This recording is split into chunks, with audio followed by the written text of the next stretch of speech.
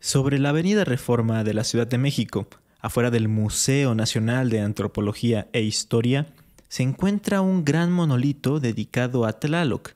Este monumento, originalmente encontrado en San Miguel Cuatlincán, ha estado rodeado de curiosidades e incluso misterios, mismos que vamos a conocer en este episodio 24 de la segunda temporada de Leyenda Urbana MX.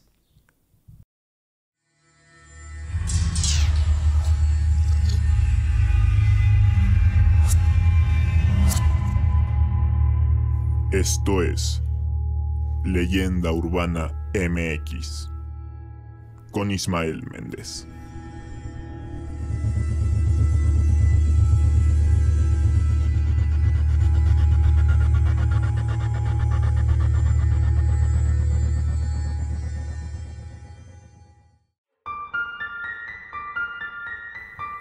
¿Qué tal? Sean bienvenidos a Leyenda Urbana MX, el podcast en el que semana a semana hacemos un recorrido a través de las leyendas urbanas, históricas y de terror que le han dado la identidad cultural a México.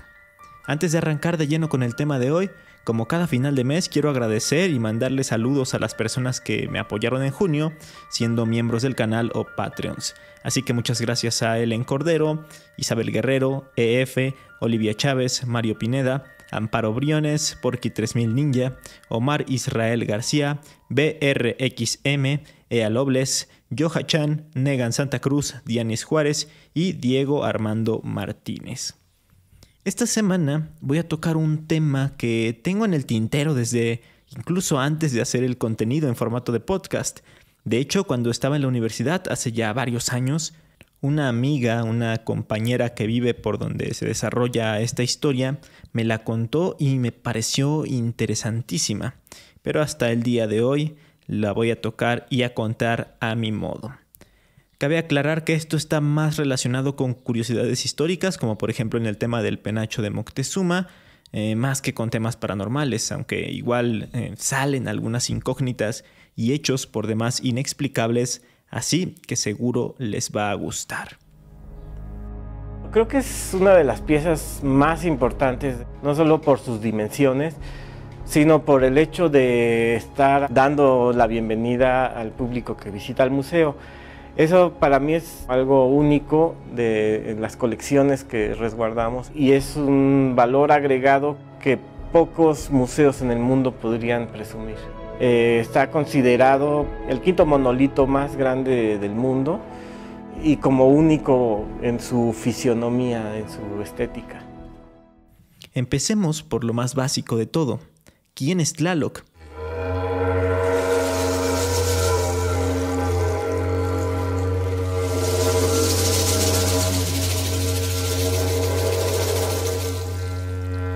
Tlaloc es una deidad prehispánica cuyo nombre significa algo así como néctar de tierra.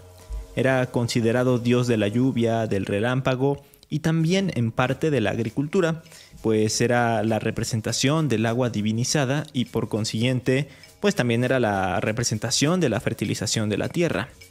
El culto hacia Tlaloc era de suma importancia en el mundo antiguo, porque se creía que de él dependía el sustento de las sociedades agrícolas, sobre todo por el tema del maíz, uno de los alimentos primordiales en la zona.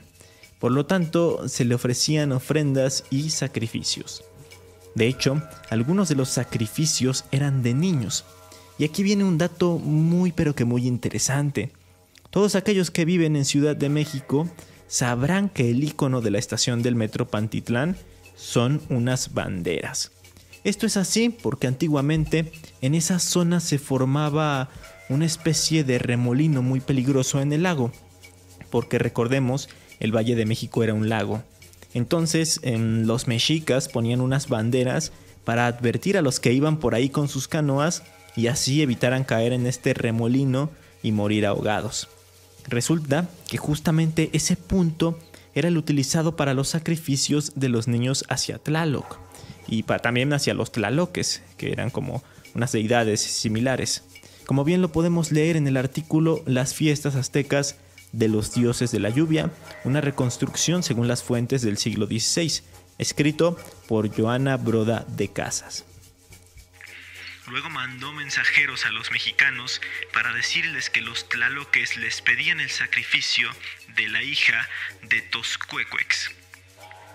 Al recibir la noticia, los mexicanos ayunaron durante 4 días y terminados estos, llevaron a la niña al lugar en el remolino de la laguna Pantitlán y allí la sacrificaron según lo habían pedido los dioses. Además de los sacrificios, se le dedicaron construcciones a Tlaloc. Por ejemplo, igual estos mismos mexicas dedicaron parte del conocido como Templo Mayor a él, y bueno, la otra parte era de Huitzilopochtli.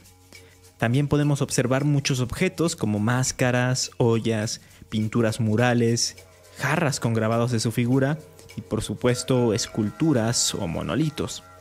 Tal es el caso de uno encontrado en San Miguel Coatlinchán, en Texcoco, a unos 50 kilómetros de la Ciudad de México, a las faldas justamente de la montaña conocida como Monte Tlaloc.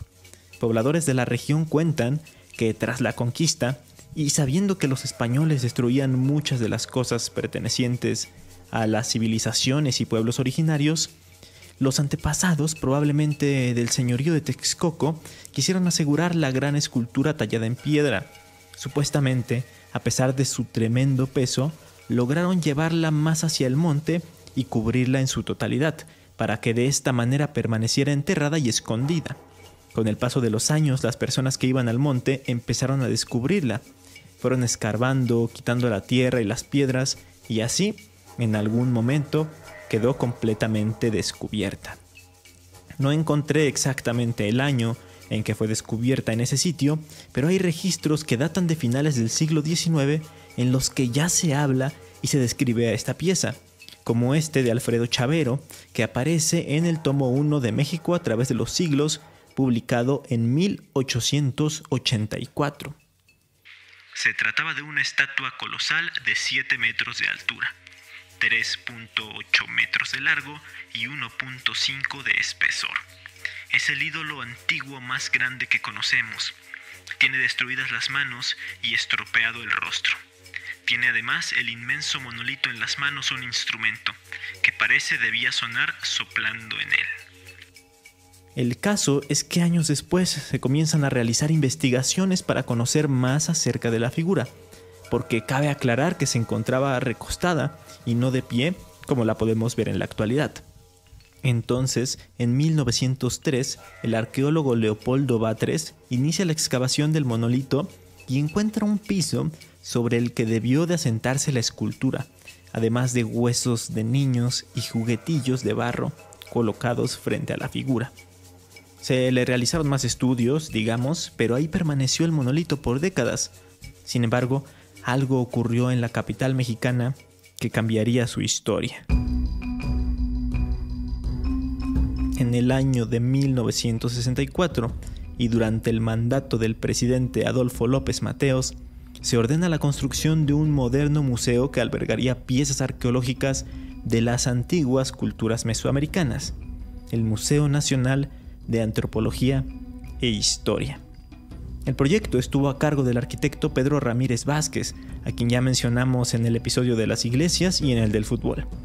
Este museo debía de inaugurarse en septiembre de 1964, por lo que se comenzaron a reunir las piezas que albergaría.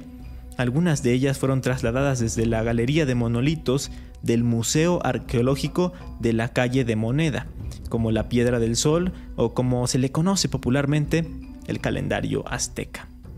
Sin embargo, los encargados del proyecto se toparon con un gran problema, y es que una de las piezas más importantes que serían exhibidas en el flagrante nuevo museo medía 7 metros y pesaba 167 toneladas. Además, estaba ubicada en las afueras de la ciudad, en San Miguel Coatlinchán. Exacto, querían trasladar el monolito de Tlaloc hasta el museo. Y esto no estaba en discusión, tenía que suceder sí o sí. Así que el personal se puso en marcha y trazó un plan para poder transportar semejante pieza de piedra de manera eficiente y obviamente sin dañarla ni maltratarla. Esto fue lo que se hizo. Se cavó un foso de 3 metros de profundidad para ahí colocar una plataforma debajo del Tlaloc. Luego fue montado en una estructura de 24 metros de largo por 6 metros de ancho, que tenía vigas y cables de acero. Esta estructura fue colocada como la carga de unos trailers, mismos que harían el camino hasta Chapultepec. El peso total de la carga terminó siendo de nada más y nada menos que 250 toneladas. Así pues, el 16 de abril de 1964 se llevó a cabo el traslado, supervisado por arquitectos y arqueólogos, con la finalidad de que saliera a la perfección. Incluso se tuvieron que quitar cables de luz de la ciudad y líneas de alta tensión, pues la altura era tanta que si no lo hacían, terminaría rompiéndolos y provocando accidentes. Y aquí viene lo más curioso e impresionante de toda esta historia, y es que, como bien lo dije, esto sucedió en abril, un mes en el que no es común que llueva en la Ciudad de México. De hecho, la época de lluvias va de junio, como ahorita, y hasta finales de agosto o septiembre. Además, el reporte del clima de aquel jueves no pronosticaba lluvia ni presencia de precipitaciones. Pero cuando el Tlaloc entró a la ciudad, comenzó a llover. Y no solo eso, sino que fue un aguacero torrencial. Como popularmente se dice, se estaba cayendo el cielo. Existen videos del traslado y se puede ver en ellos cómo cae la tormenta y cómo algunas de las calles ya lucen inundadas. Se estima que esto de la lluvia duró alrededor de 1 hora y media. ¿Será acaso que Tlaloc estaba anunciando su llegada a su nuevo hogar? ¿O estaba desatando su ira por moverlo del sitio en el que estuvo por cientos de años? Quizá solo haya sido una coincidencia, pero es de esas coincidencias tan inusuales que te dejan con la boca abierta y totalmente impresionado. Ya entrada la noche, el monolito pasó por el Zócalo capitalino ante la mirada curiosa de miles de ciudadanos que se reunían para presenciar aquel hecho histórico. Se habla de que en total se reunieron a lo largo del recorrido unas 60,000 personas. Después de atravesar la ciudad y ya entrada la medianoche, por fin estaba llegando el monolito al nuevo museo, a su nuevo hogar, en el que fue colocado de manera vertical con una ingeniosa tecnología, para que se pudiera apreciar con todo su esplendor. Todo este proceso, o bueno, al menos el proceso en el que se hacían los trabajos de levantamiento del monolito y su salida del pueblo, lo vieron los habitantes de Coatlinchan con cierta tristeza y hasta enojo, pues les estaban arrebatando un icono de su localidad, su tesoro más importante y un gran símbolo de identidad. Inclusive, cuando empezó a llegar gente del gobierno para empezar a planear el traslado, estos mismos habitantes intentaron persuadirlos, diciéndoles y haciendo renacer leyendas como: si lo tocan, se convertirán en piedra, o si lo mueven, algo malo va a pasar. No lo muevan, es el tapón del mar. Hasta se habla de que cuando iba entrando la maquinaria, fueron atacados los trabajadores con piedras y se intentaron cerrar las vías de acceso o sabotear las máquinas. Existe una anécdota en la que un poblador de nombre Antonio López logró robarse una caja de dinamita y amenazó a las autoridades con hacer volar en pedazos al monolito, para que así no se lo pudieran llevar. Ya muy extremista este caso. Pero como sabemos, nada de esto funcionó, porque el gobierno decidió mandar al ejército. De hecho, si observamos al monolito hoy en día, en la parte de abajo tiene una placa que tiene una enorme mentira, pues dice que fue donado generosamente por los pobladores de San Miguel de Coatlinchan. A los oriundos de la zona se les ha entrevistado y se comenta que para ellos era mucho más que una escultura o un vestigio prehispánico. Ellos lo conocían como piedra de los tecomates, esto por tener unos huecos en forma de jícaras a la mitad de la panza. Estos huecos se llenaban de agua en temporadas de lluvia, y esta agua, llegaron a decir, tenía poderes curativos. Cuentan que si esos huecos se encontraban húmedos cuando no era temporada de lluvias, era una señal, como que el Tlaloc les estaba avisando de que pronto llegaría dicha temporada de lluvias.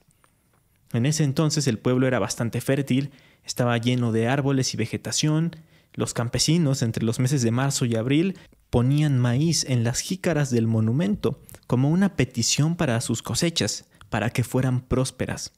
También se decía que muy cerca del lugar brotaba un manantial, de cuyas aguas salía una sirena, por lo cual las mujeres del pueblo le llevaban juguetes cada noche de San Juan. Además, los fines de semana se realizaban excursiones escolares, los jóvenes organizaban también fiestas y bailes, las familias se la pasaban muy bien bañándose en el riachuelo cercano al Tlaloc. Igual algunos visitantes o turistas iban al monolito para conocerlo, así que los pobladores aprovechaban para contarles algunas cosas, venderles alimentos o pequeñas figuritas que se encontraban al trabajar en sus tierras. Y con ese dinero la gente de la localidad podía vivir un poco mejor. Pero acá viene el segundo hecho increíble, pues se afirma que desde que retiraron al Tlaloc de la zona, las cosas no volvieron a ser iguales. El manantial ya no existe, las precipitaciones ya no son como antes, es decir, ya no cae tanta lluvia y por lo tanto la tierra ha dejado de ser tan fértil, afectando al paisaje y por supuesto a las cosechas. De hecho, esta amiga de la que les comentaba al inicio del episodio me contó que ella había visitado el lugar y que efectivamente los locales decían que desde aquel hecho fatídico en el que perdieron al Tlaloc no ha llovido como antes. Pregunto otra vez, ¿estarán ligados estos hechos o simplemente el cambio climático está haciendo de las suyas? Recordemos que igual hace poco, justo por el cambio climático y el calentamiento global, se declaró extinto al glaciar Ayoloco, que estaba en el Iztaccíhuatl. Dejo estas preguntas al aire. Actualmente, en Coatlinchan, existe una réplica del Tlaloc. Fue develada en la plaza principal de la localidad, en mayo de 2007. Muchos de los vecinos acudieron a ver este suceso, llenando las gradas que fueron colocadas, y algunos se emocionaron muchísimo, sobre todo los adultos mayores, pues algunos aún recordaban aquel día tan triste en el que se llevaron el original frente a sus ojos. Enrique Peña Nieto, quien en ese entonces era el gobernador del Estado de México, dijo que se estaba saldando una deuda histórica, y es que en su momento las autoridades federales habían prometido una réplica del monolito, pero nunca cumplieron, nunca la hicieron ni la llevaron, por lo que los pobladores habían sido completamente engañados. Obviamente, esto no es lo mismo que tener la pieza auténtica, pero la verdad es que se ve muy bonita en una fuente y toda la cosa, y supongo que al menos es un buen recuerdo de aquel ícono que por tantos años fue el orgullo de los pobladores de Coatlinchan. Hay fotografías que nos muestran cómo la gente de ese entonces en las calles muestran un rostro de verdad de tristeza. Hubo exclamaciones de señoras que decían: se lleva nuestra piedra, ya nos quitaron nuestra piedra, nos han quitado Nuestra Señora del Agua. Pero esto aún no acaba. Y es que más allá de la interesante historia de su traslado y de estas coincidencias y enigmas, si los queremos llamar así, existe una polémica alrededor de la figura, una polémica que lleva más de 100 años existiendo, así como lo oyeron, más de un siglo. Algunos investigadores, historiadores y estudiosos del tema aún dudan de que la figura monumental representada en la piedra en realidad sea Tlaloc. Alfredo Chavero, a quien ya mencioné hace algunos minutos, tenía la certeza de que en realidad quien estaba representada era Chalchitlicue. Su nombre significa la que tiene una falda de jade o la de la falda preciosa. Y era la deidad compañera de Tlaloc y tenía poder sobre las aguas terrestres, es decir, sobre los ríos, lagos, lagunas y mares. Se dice que vivía en las montañas, liberando agua para las comunidades y haciendo crecer los ríos. Por todo esto, y porque también se han encontrado grandes monolitos atribuidos a esta deidad, como el que podemos ver en el Museo de Sitio de Teotihuacán, es que se le ha confundido y que se ha originado el debate.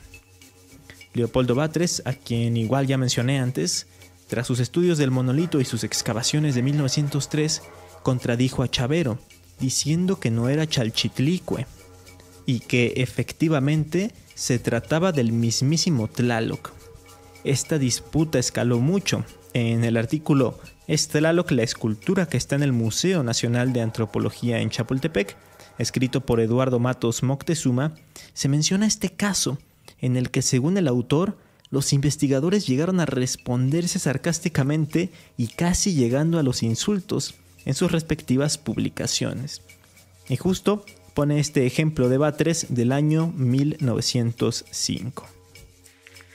El señor licenciado Chavero acaba de publicar su dúplica en un diminuto y neogreco cuadernito, en que, ofuscado por su derrota, vuelve a la carga, defendiéndose como puede y empleando las armas de siempre, el sofisma. Comienzo por perdonarle el agravio que me ha querido hacer, llamándome libelista y falsario, y sin rencor entraré de lleno en la cuestión. Pero antes suplico al señor Chavero que al leerme procure tener calma, porque en la polémica se necesita, primero que todo, cachaza y buena intención. Los principales argumentos por lo que se considera que sí es Tlaloc son basados, por ejemplo, en la vestimenta, pues se puede observar un maxtlatl, que es originalmente una prenda masculina. Por otro lado, los restos infantiles encontrados cerca del monolito darían otra pista, pues como dije antes, era común que sacrificaran niños en ofrenda a Tlaloc. En contraparte, los que defienden la idea de que es Chalchitlicue mencionan que el monumento carece de esta como especie de antifaz con el que generalmente se le representaba a Tlaloc, y tampoco tiene su peculiar nariz formada de una especie de serpientes, entre otras características comunes que lo identifican y que se comparten en muchas de las representaciones que se han encontrado. A pesar de todo esto, aún no se ha logrado determinar en realidad quién es. Esto por falta de información e incluso pues también por falta de otros elementos que comprueben al 100% la identidad, como sí ha sucedido con otros descubrimientos. El mismo Matos Moctezuma menciona que aunque diversos autores han opinado acerca del tema, la verdad es que el monolito de Coatlinchan no permite por sus características que se emita una opinión definitiva sobre la deidad que se trata. Independientemente de al final quién esté representado, sabemos que sí tiene que ver con el agua. Sea Tlaloc o Chalchitlicue, hacen que las coincidencias mencionadas sigan teniendo mucho sentido. De igual forma, no cabe duda de que es una bendición el poder admirarlo y tenerlo en la actualidad, porque es una pieza majestuosa y un legado de la antigüedad. ¿Ustedes qué creen? ¿Estuvo bien su traslado para exponerlo ante más gente y preservarlo mejor en el museo? ¿O se debió dejar en su lugar y quizá hacerle un museo de sitio con algunas de las otras figuritas encontradas en los alrededores? Los leo en comentarios y a través de redes sociales. Ya saben que me encuentran como Leyenda Urbana MX en Facebook e Instagram. Además, ahí pongo las fotos de todo lo que se habla en los episodios. Mientras tanto, vámonos con las recomendaciones. En este caso, van más enfocadas hacia lugares. En primera, justamente el Museo Nacional de Antropología e Historia, ubicado en Chapultepec, en la Ciudad de México. En él, obvio, van a poder ver el monolito, pero muchas otras cosas, como la Piedra del Sol, la réplica del penacho de Moctezuma, etc. Es un museo increíble, yo creo que es mi favorito de México, aunque bueno, aún me faltan muchos museos por visitar. Luego, no muy lejos de ahí, está la fuente de Tlaloc, el Tlaloc sobre el agua, en el Cárcamo de Dolores. Igual está en Chapultepec, es una fuente muy grande, obra de Diego Rivera, en la que se representa a Tlaloc. Lo particular de ella es que se tiene que ver de forma cenital, es decir, desde arriba. Una verdadera joya de la ciudad y un sitio súper rico y tranquilo para visitar, sobre todo en las mañanas. Y ya por último, un mini documental del Instituto Nacional de Antropología e Historia del INAH que está en YouTube. Se llama Traslado del Tlaloc al Museo de Antropología.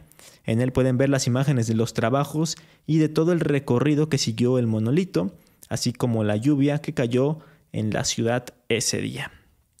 Y bueno, eso fue todo por esta semana. Espero que les haya gustado este tema un poco más histórico. Y si así fue, no duden en compartir el episodio con sus amigos y familiares. Por lo pronto, yo los espero aquí en Leyenda Urbana MX el próximo domingo. Hasta entonces.